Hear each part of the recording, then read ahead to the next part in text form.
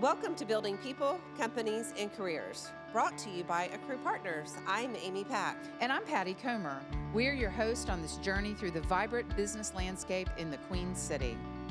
This podcast is an extension of our mission statement at AccruePartners, where we have spent over 20 years fostering connections and building relationships.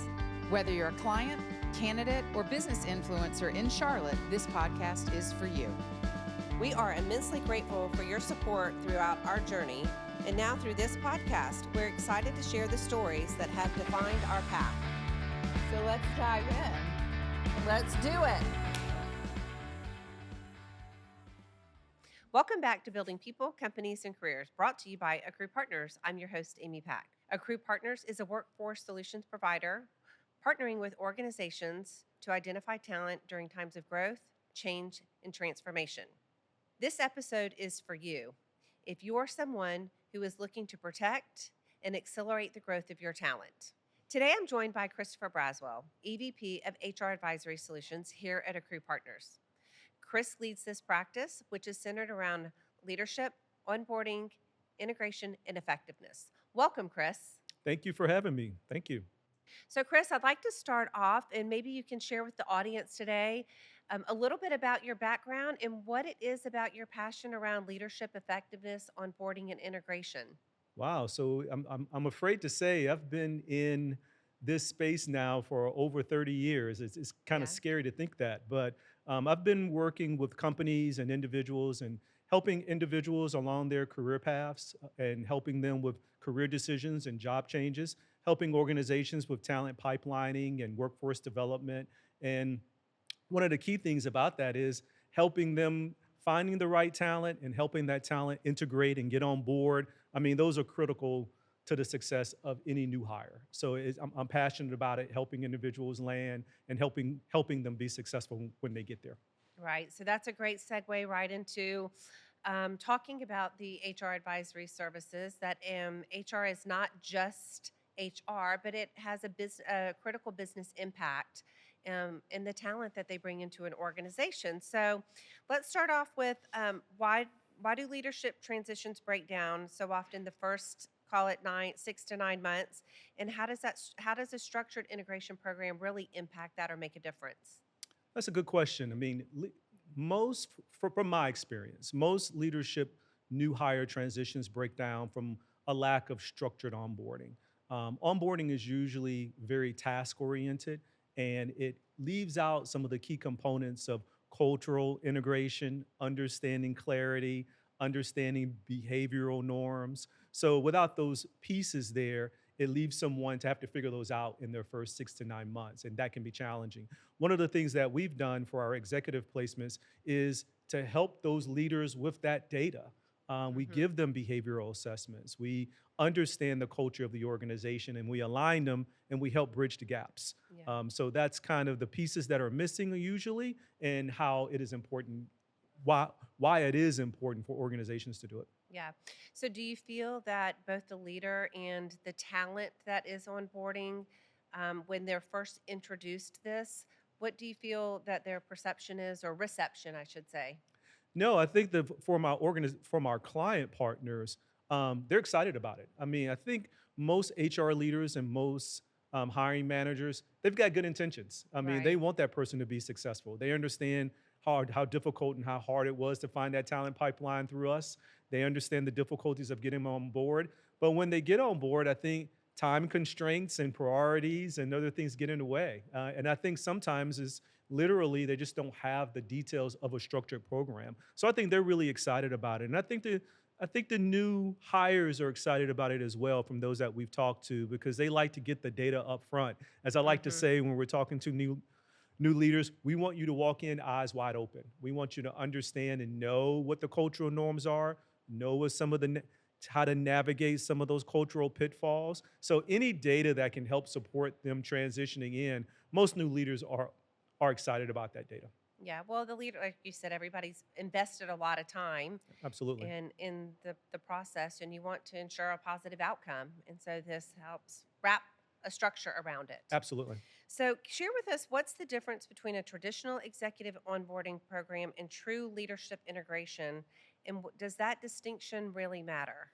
Yeah, I would say from my experience, I mean, in my experiences of being a headhunter, as I mentioned, for almost 30 years and doing in this space of HR solutioning and also working at TIA. I ran executive search at TIA and ran workforce programs. I would say a traditional onboarding program is usually more of an HR administrative task Mm-hmm. that's around compliance, around ensuring that that person gets on board securely with all the necessary data and systems that they need to get on board with. It may have some components of we want you to meet with these people, but some of the things that is lacking and are a little bit more undefined are understanding cultural norms, Mm-hmm. understanding some of the key drivers, understanding some of the priorities, role clarity. So most of those components that I've seen and with most of our leadership hires are not included in your traditional onboarding programs. They're again more task oriented, a little less strategic around culture. And that's what we plan to do here. That's what our success profiles do. That's what our programs do. It helps bridge the gap of, hey, this is what you're getting from your traditional onboarding program. These are the additional things that we're going to provide you to help you be successful, to give you all the data that you need. Yeah, get them, as we said in the beginning, get them up to speed sooner, quicker, faster, as I like to Absolutely. say. Absolutely. From your experience, I guess share with the audience what would be some cultural missteps that are most common from new leaders, and how can organizations proactively eliminate that? Yeah, I mean, that's another great question. I mean, from my experience, I can speak personally and I can speak from the placements that we've made, but just most individuals that we place, I mean, we have a unique seat that we Mm-hmm. work with the company to understand what the roles are, understand their culture, but then we're going out to find the individuals as well. So we have a bridge and we fill a gap in between both. So most of the new leaders, once we place them, we're the first place they call when they have questions Right. because they don't really, they're still building trusts within the organization. So sometimes they feel a little sensitive to asking questions. So most of the questions that we get that come back to us around culture are around culture, understanding, help me understand how this is done. How are they open for change? How Mm-hmm. is change done here? What's the pace here of change? How are decisions made? Is it consensus driven? Is it collaborative? What's the communication style? And I can speak personally. I remember going to TIA as an executive leader there, and I didn't quite understand pace and change, and that it was a lot more collaborative. Coming from a consulting background, we're more focused on advising and telling Right. individuals about how things should move forward, not about sitting around a table trying to understand and collaborate about how it should be done. So, but those are the things that they typically call about and are interested in understanding. And that's some of the things that are usually not provided in most onboarding programs. I mean, they just, even if a company has a very structured program, it doesn't put those pieces in there typically. Yeah. Well, and the talent that's is onboarding or has onboarded, they need a safe place to go to Absolutely. just to try to navigate the landmines. And they're coming from a naive place many a times. So this can help them with that. So we talked a little bit about the behavioral assessments. Mhm. Share with us how those can be used to tailor onboarding and accelerate the alignment and effectiveness for someone. Yeah, it's almost like a marriage. I mean, you're taking a new leader who has natural tendencies of how they communicate, their Hmm. decisioning, how they look at change and pace of change. And then you have an organization that has a culture to it. So where the behavioral assessments come in and where they're valuable and where this can really tailor it, if we have data informed analysis on self-awareness of the new leader, hey, what is your decision style? A lot of times when you ask people, they'll give you the aspiration of their decision style. Right. But when you have data in a behavioral assessment, it'll actually show, okay, this is what your behavioral styles are around decision making, around change, around pace, around communication styles. So that's where that really comes valuable, is versus just taking their aspiration to who they want to be, to the mirror of who they are. It's the Hmm. same thing on the organizational side with doing cultural assessments. It's one thing to say, these is our culture on the wall, but sometimes we know that leaders behave differently than the aspects that are written in their nice little brochures and everything. So we take those data informed analysis and we then look at them and look at the opportunities and the gaps, and we help that new leader onboard and integrate to what their behaviors are, to what the cultural behaviors are. That's the key. Draw the parallels there. Absolutely. Parallels and opportunities. Well, and I would think that they also, obviously, their prior organization and the new organization can be vastly different at times, and they need to have some space to modify and adapt to the new. And it's like building a new muscle. Absolutely. Absolutely. New experiences. Yeah. So, what role does coaching play during the first 6 to 9 months, and why is that window so critical for a new hire? Yeah, I mean, coaching is critical. I mean, we have to help us with this program. I mentioned earlier that we're in a unique position, that we're in a gap. But we're an informed, untrained position, I would say, as recruiters. So we have coaches actually that we use, as you know, that are trained to be able to interpret and administer assessments, and that can actually build coaching programs that are built around culture integration. So that's why that's so important, is that actually have someone that actually is skilled and trained in it. I think that's critical to the success of it. I'm sorry, what was the second question? And why is that window so critical? What, that 6 to 9 months? Yeah, I mean, again, very critical. I mean, there's a lot of studies that have been done on that. I think the Harvard Business Review even said that, I mean, the most up to 40% of new leaders fail to meet expectations or even failed in their first 18 months. And most of that is due to organizational fit, which is really not capability, but just cultural fit. Right. And just the communication gaps, understanding culture, understanding communication styles. Most of the times that we see leaders struggle, it has really less to do. They were doing that job somewhere else before they got there. So usually they come with the body of skills. It's just how can I be successful here doing it? Right. And a lot of that can be addressed if we're intentional about it up front. Let's not wait until they get 6 to 9 months down the line, and then companies typically go get a coach in remediation. Right. We want to get ahead of that and say, hey, we understand that there are going to be differences when they walk in the door. Let's prepare and build success for them. Let's give them a coach early, but let's give them a coach that is really focused on cultural integration, less about them reaching their career aspirations. We want to really focus on culture. Yeah, it's not the skill. I mean, the skill's there. Yes. It's the culture and how to get them embedded in the organization to be effective the fastest. Yes. So, okay. For organizations that prioritize talent, why is leadership integration and effectiveness no longer a nice to have, but an absolute business imperative? Yeah, I mean, one of the things I mentioned, as I said before, I mean, there is a lot of data around just, I mean, if you think about it, I mean, if 40%, I mean, if 40 up to 40% of new leaders fail to meet expectation, I mean, that's disruptive to have to Right. replace. That's pricey to have to replace. I think that also there's studies around it can cost me greater than 3 times that person's salary to have to go do that search again.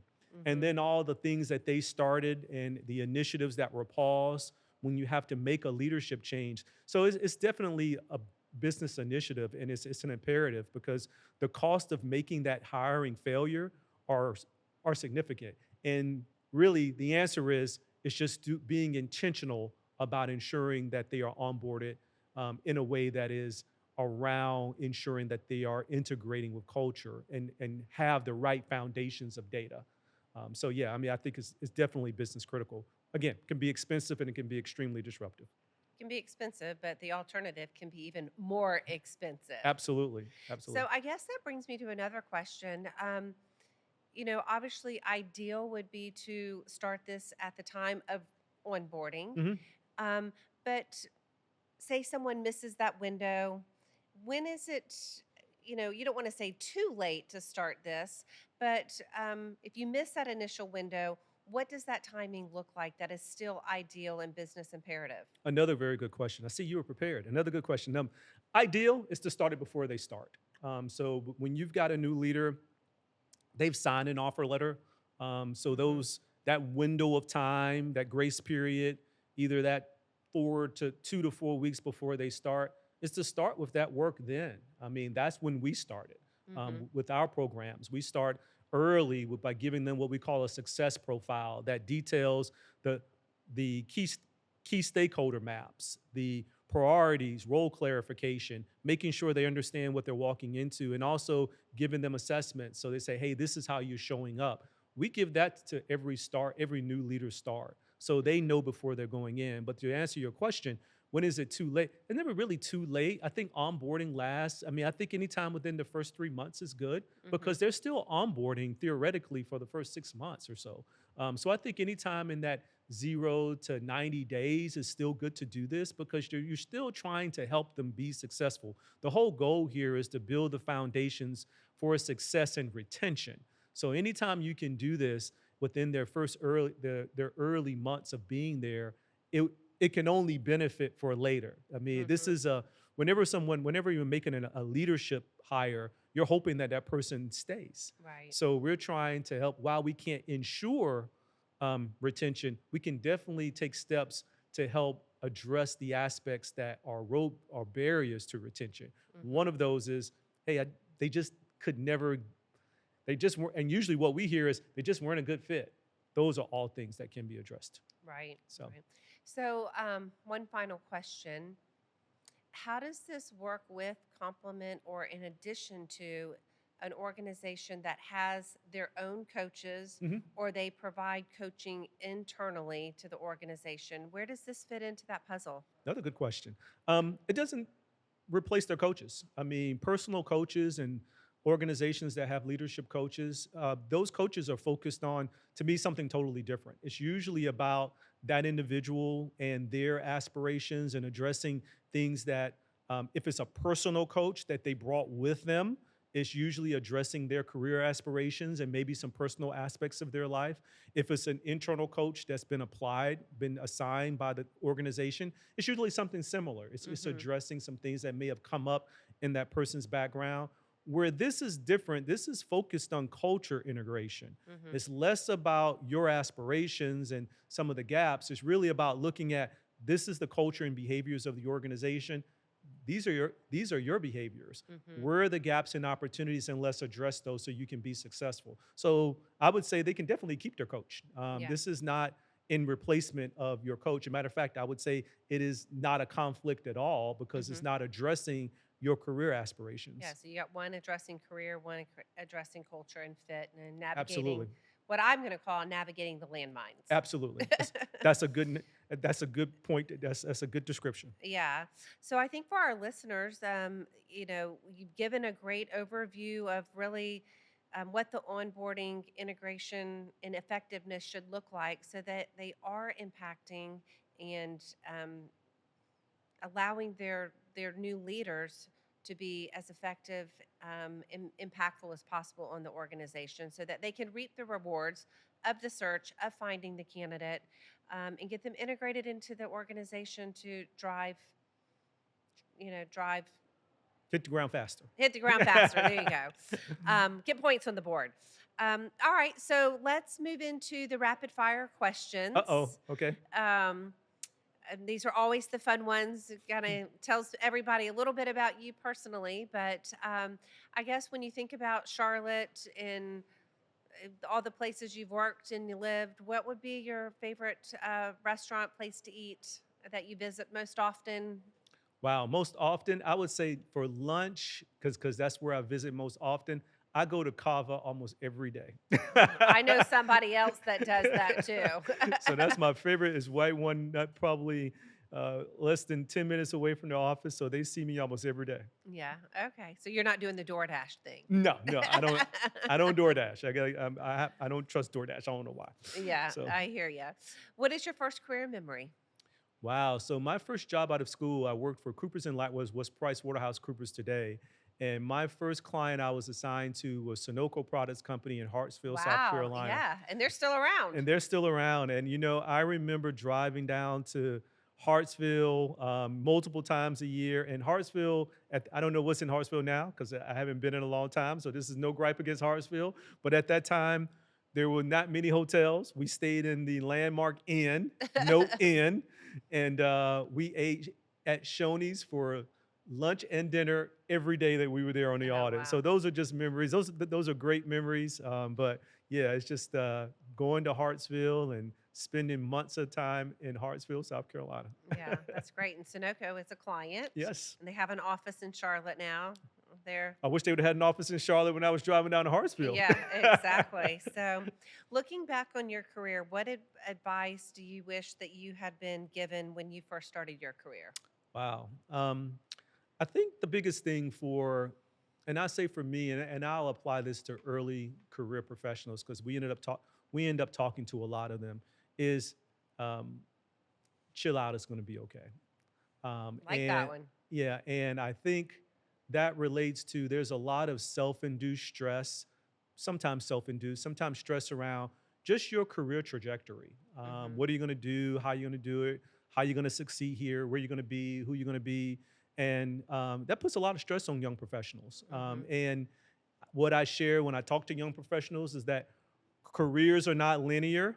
I started college as a chemical engineering major, ended up with a degree in accounting, work accounting, and now I do something HR. Who would have ever thought it? Hmm. So it's not linear, and everything will be okay as long as you're intentional and work hard, Hmm. and meet people. Yeah. That's what it's all about. Meet people as much as you can, and that will drive your everything that happens. It will create opportunities for you afterwards based on you being intentional about meeting people. So my career, most of the opportunities that I got in my career, the opportunities that came by my pathway like a train, it was all from people that I had met along the way. Yeah. So just chill out. It's gonna be okay. Chill out. Chill out. It's gonna be okay. Yeah. Don't don't stress over it, Chris. That's Yeah. what I would tell my younger self. Yeah. Good. Well, Chris, we really appreciate you leading this important work at Accrue Partners in HR advisory, and excited to see where it takes us. And for all the listeners listening to us today, we appreciate them joining us on building people, companies, and careers. Thank you.